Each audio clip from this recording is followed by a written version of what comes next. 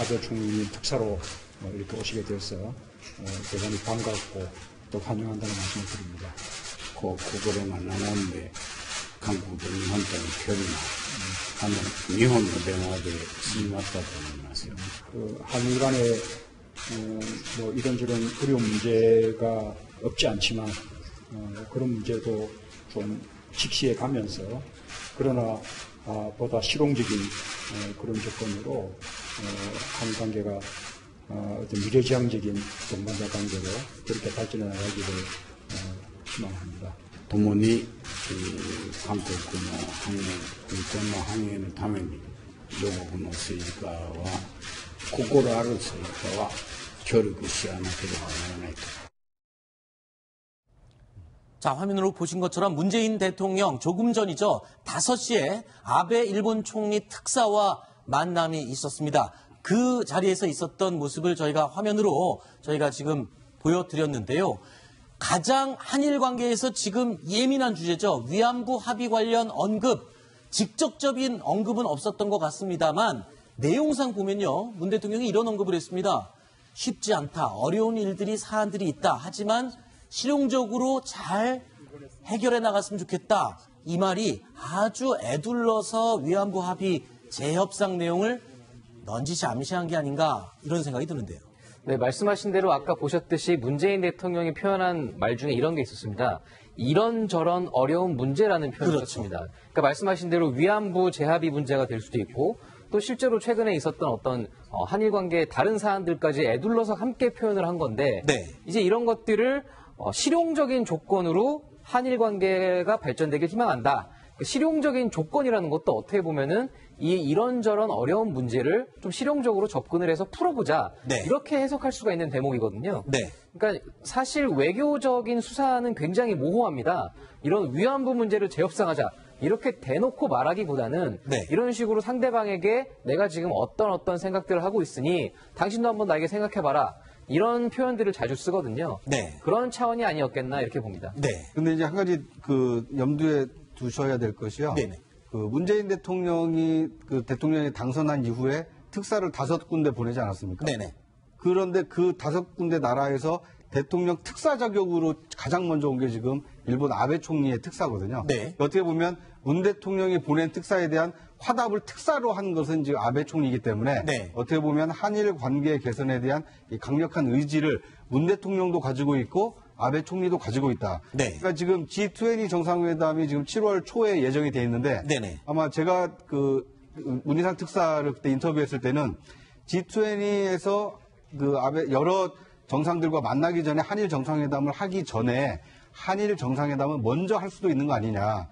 그러기 위해서는 이 관계가 좀 성숙해야 된다 이런 얘기를 했었는데 아베 총리가 저렇게 빨리 특사를 보낸 것은 좀 그런 측면도 좀 있지 않나 하는 생각이 듭니다. 자, 지금 뉴스 속보가 들어왔습니다. 문재인 대통령이 이런 언급을 했습니다. 2030년 월드컵은 이 남북한을 포함한 동북아 공동 개최를 희망한다고 피파 회장에게 의견을 개진한 것으로 전한 것으로 지금 내용이 들어오고 있습니다. 네, 지금 2030년 월드컵이라는 게 굉장히 상징적인 대회입니다.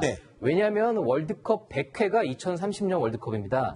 그래서 현재 지금까지는 2022년 카타르 월드컵까지 개최지가 장소가 결정이 됐고 내년에 2026년 월드컵이 결정됩니다. 그러면 문재인 대통령 임기 말쯤에는 2030년 월드컵 개최지가 결정이 될 수 있거든요. 그렇네요. 그러다 보니까 그거와 함께 지금 한중일 그리고 북한까지 포함한 어떻게 보면 4개국 공동 개최를 희망한다. 이런 식으로 지금 어떤 선제적인 메시지를 내놓은 겁니다.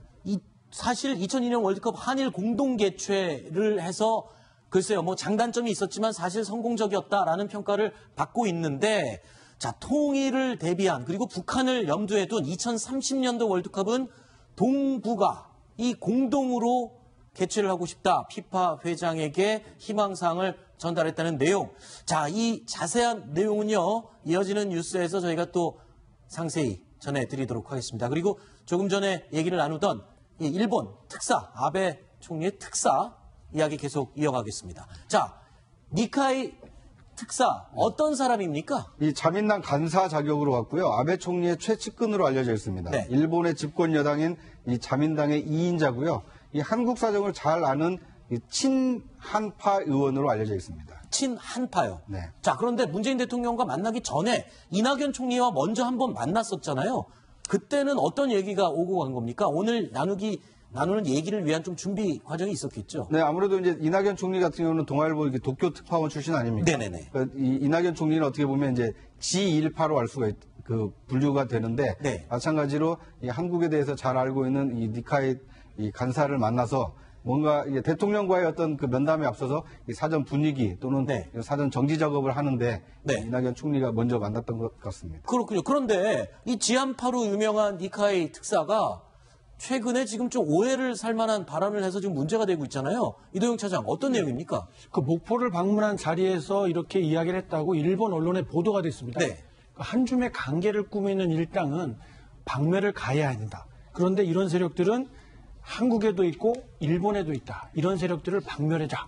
이렇게 이야기를 했다고 일본 언론을 통해서 보도가 됐습니다. 자, 한일 관계에 한줌의 관계를 꾸미는 일당. 이걸 누구를 지금 지칭하는 걸로 해석을 해야 될까요? 자, 해석이 여러 가지로 나올 수 있는데요. 좋게 해석을 하자면 정상적인 한일 관계를 일부러 어그러뜨려서 정치적인 이득을 취하려는 한일 일부 정치 세력들이 있다. 이렇게 비판을 가한 것으로 해석이 될 수도 있고요. 부정적으로 해석을 하자면 지금 국내에서 일고 있는 위안부 할머니들을 비롯해서 반대하고 있는 한일 위안부 협정을 다시 체결해야 된다라고 주장하는 것까지 모두 다 박멸하자 이렇게 비하하는 발언이었다. 네. 이렇게 해석하는 것까지 다양한 해석이 나오고 있습니다. 그렇죠. 자, 그런 해석 때문에 그럴까요? 박지원 국민의당 전 대표가 SNS에 글까지 남기면서 약간 좀 이렇게 뭐라 그럴까요? 좀 유화시키는 그런 말을 했죠. 네, 맞습니다. 보시는 것처럼 니카이 간사장의 발언에 대해서 조금 긍정적인 의미로 해석을 한 그 내용을 본인의 이 페이스북에 올렸는데 실제로 보시면 그 소수의 극단적 발언을 자제하고 양국 관계 발전을 위해서 상호 노력하자 이런 의미로 나도 이해했고 거기에 있었던 사람들도 이해했다. 다만 일본 언론이 너무 위안부 문제에 국한시켜서 발언을 연결시킨 것뿐이다. 네. 이런 식으로 본인이 나서서 진화를 대신 해준 겁니다. 네. 알겠습니다.